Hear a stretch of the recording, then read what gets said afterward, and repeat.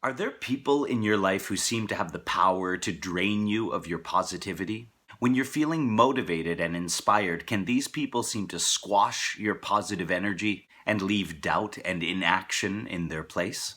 Why do energy vampires seem to be so powerful?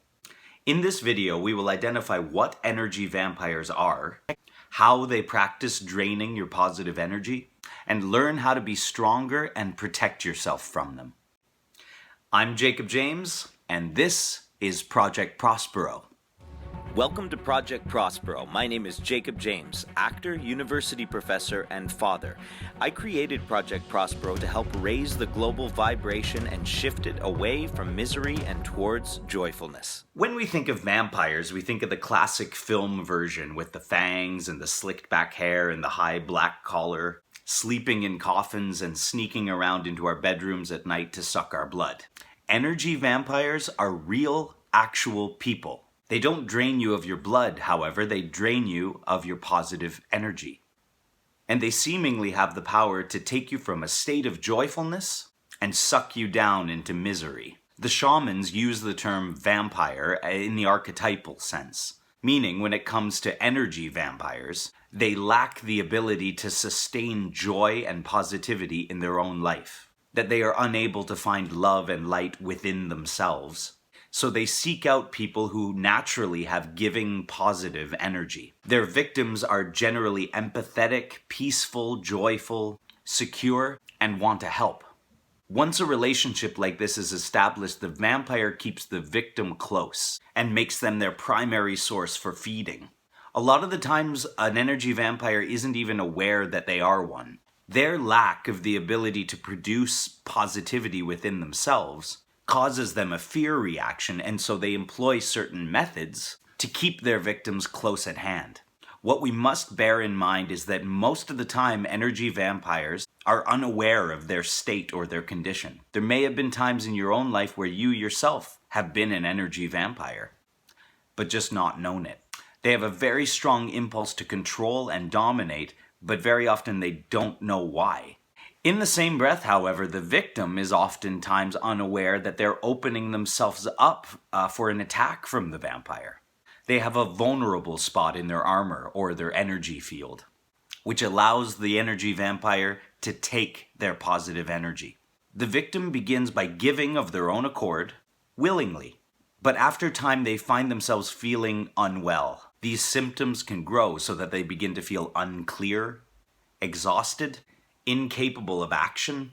They can feel used and drained. So if you identify as a victim of an energy vampire, stay tuned for ways to become aware that this is happening. Learn how to be stronger and protect yourself from these attacks. First, think about someone in your life that focuses on being negative, complaining a lot, looking on the dark side of life, gossiping, putting others down. Have you thought of someone in your life like that? Now ask yourself, how do I feel after spending time with that person? If their negativity has an effect or an impact on you that seems to maintain well after you've finished your encounter with them, they might very well be an energy vampire. Really take stock of how you felt before the encounter and compare and contrast how you felt afterwards. One helpful tool for protecting yourself from an energy vampire is remembering that they're coming from a place of desperate lack of positivity within themselves and the inability to produce it within themselves. To view them not as powerful and dominating, but rather someone who is suffering and needs help. It's easier then to replace the feelings of being drained and forced into a negative perspective with an energetic and positive concern and impulse to care for and send love to that person. Another helpful method is not reacting emotionally to the attacks. Once you've identified someone in your life as an energy vampire, set personal boundaries, like listening and reacting in a logical and detached manner. For example, if they're complaining about the way you handled a social interaction, instead of feeling confused and hurt and trying to explain your actions to them, simply hear their point and tell them you appreciate their perspective. That way you still engage, but you let them keep their emotional energy and perspective, and protect and maintain your own positive perspective. Now, let me say that sometimes in our lives, people are going through really horrible or difficult times, and they genuinely need our help. It's an act of genuine empathy, love, and kindness to lend an ear or a shoulder to cry on. That's very much what it is to be someone's friend. Just always take stock and make sure that you're protecting yourself as you're helping others. Not everyone in a negative state is an energy vampire, but the people in your life who seem to be on a constant negative loop may very well be energy vampires. And it's very important to distinguish between people who are suffering and people who are habitual energy vampires. I hope you got something out of today's video.